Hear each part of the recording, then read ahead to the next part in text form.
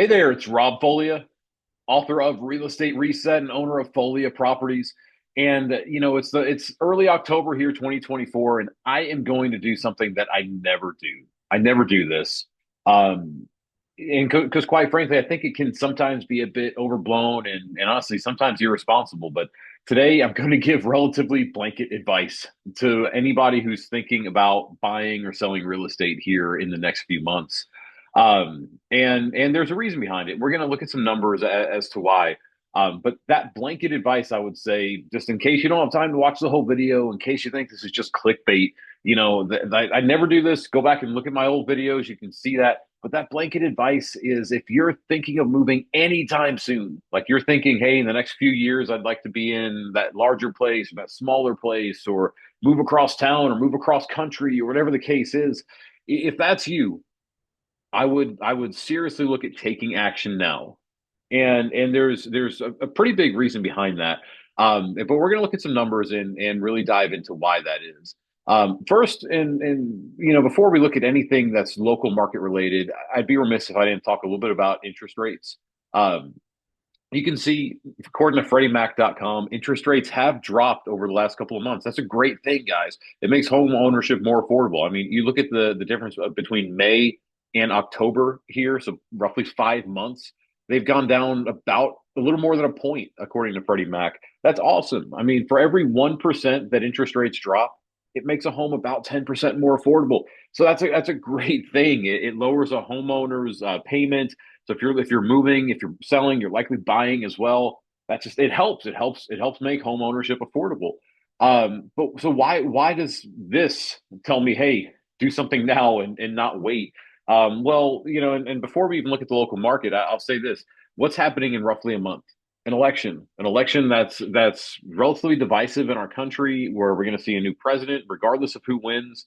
There's going to be some economic volatility. There's a lot of unknown that's out there, and the reality is because of that unknown, because of favorable interest rates that I'm seeing right here, that's a pretty big sign that tells me, hey, take action now. The other thing that I'm seeing is somewhat of a local trend of rising inventory. And in fact, let's just go back to the snapshot here. I had been looking at some numbers before I hit record. I've got pulled up Davidson County, Nashville's county, the largest county in our area. You can see total inventory. This is the line I want to highlight right here. Total inventory is up about 13% year over year from September of 24 over September of 23. That's a pretty big difference, a pretty big jump, 13%. Especially, and honestly, I think it's coupled with these lower rates. I think because rates have been dropping significantly this year. If you look back, even right here is probably the peak before this stair step drop. You can see, I mean, that's 3 months ago, and they've gone down almost a whole point in 3 months. In those 3 months, this tells me there's a lot of homeowners that saw that and said, "Hey, now's the time to move." The reality is when I'm seeing that, if you're too late on this trend, it's where you could run into an issue of of basically missing out on the market. And what I mean by that is, and let's look at a timeline and let's look at like a long-term timeline, so you can really see what I mean. And I wish I could look at more than 5 years out here, but the market just doesn't let me do that. So if you were say selling a home and you were trying to time the market for whatever reason, and you were thinking of moving, if you missed, then this is supply and demand. Basically tells you how easily your home is going to sell because how many buyers are out there for sellers. Long story short, it was insanely low here. Supply was to demand, so that meaning there's a lot of demand. And this was back in 21 and 22 when interest rates were, if you look back at the historic numbers, when interest rates were down here, 3% basically, we'll call it. When because of that, demand was super high, supply was very low, it couldn't catch up, rates jumped, rates rose, and you can see supply spiked. Now, granted, this was still a seller's market. We were so out of whack in terms of being a buyer, excuse me, in terms of being an extreme seller's market, that just the amount of buyers to sellers, it just kind of caught up. It became relatively even. That's what we were seeing here. Now, the thing that concerns me, and you can see here, if we look at, let's look at like a 3-year trend, just so numbers are a little closer. You can see and take out 22, because 22 is where interest rates were super low still and climbing up. It's a weird year for this. But like, look at say 23 last year. This is a normal climb. Typically, supply will start to rise this time of year because a lot of the demand has kind of cooled down a little bit. It just is what it is. Same thing that we're seeing here. But the thing that concerns me is this line, this is early jump. You can see here in June, the difference between May and June, almost a full month, more than a full month, I should say. You can see here, May to June, it's a slower climb in 23.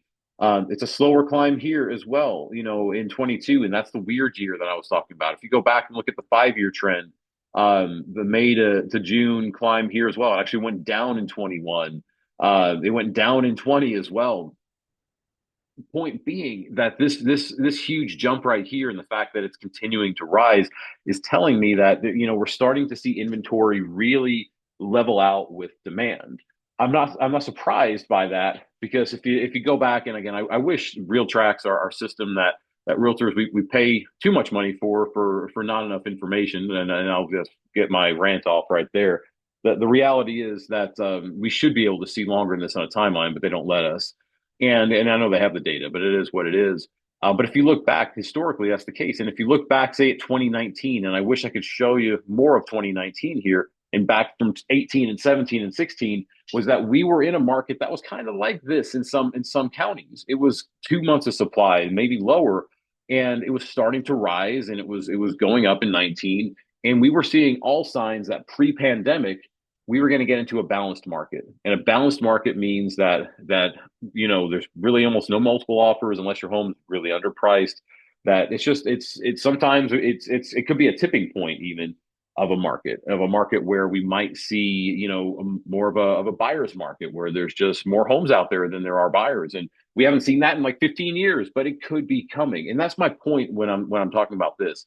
I'm seeing this spike right here is what of January. I'm not too worried about that spike. But when I'm starting to see inventory rise here, I'm seeing spiking here toward the end of the year last year. I'm seeing it really rise here pretty substantially. It's telling me that supply is very much catching up with demand. Now, this might change it. If we're looking at the 1 year trend and we're seeing how rates are so low right now, for the last compared to the last year, when we're looking at that, that might help demand catch back up to supply, and we might see. But this is the unknown, and that's the unknown aspect, and that's why I'm saying if you're thinking of moving, you should take action now because we don't know what it's going to look like in 2025 and beyond. And if interest rates, if this number was not 6.12, and if instead it was 7.79 like we saw in October of last year, or even right here where the highest we saw in 24, yeah, I was just making sure we didn't see a higher number in 24, but it doesn't look like it's 7.22%, so basically seven and a quarter. If that's what we were seeing today, I would wager, and this is completely hypothetical, but I would wager that instead of being at 4.5 months of supply for September for Davidson County, we'd probably be closer to six because there just would be less buyers out there. Granted, there might be less homes for sale, but still, I think there'd be less buyers out there who are buying.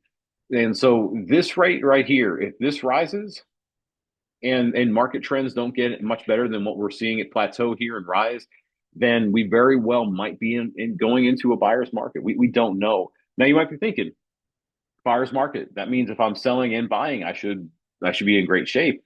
And the reality is it is somewhat of a double-edged sword when you're selling and buying a home, but you want to take advantage of a good market when you're selling because that's where your money is. That you're putting on your next property. That's where your down payment's likely coming from.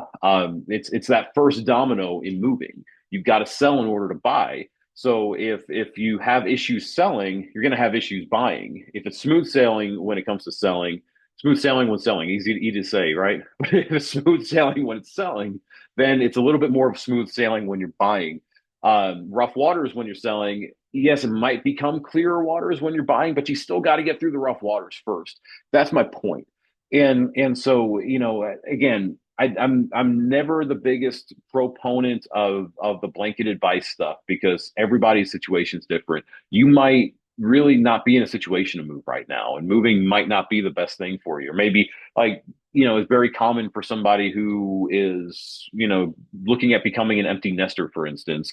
So time when they sell their home with when the kids are out of the house, when the kids finally go off to college and they don't need the 4 or 5 bedroom home any longer. They can get by with a 2 or 3 bedroom home and they want to downsize, it might not be the best time for you to do that. And guys, don't just completely jump off the cliff and say, hey, it's time to sell. Let's sell right now if it doesn't work for your life. But you can call me and we can look at things because depending on what what you want next, it might make sense to do this now. We can kind of align the dominoes. We can align the puzzle pieces to see if they fit well together, see if it makes sense. If you have a question about your specific scenario, if you're thinking of moving, you want to know more, give me a call. You can reach me at 615-238-7578. You can hit reply to your email if you're getting this in your inbox and just ask away, ask any questions that you have. If you're seeing this on social media or on YouTube, please drop a comment, drop a like. If you have a question, leave it in the comments. It helps me know that you're watching because that way it keeps the content rolling freely.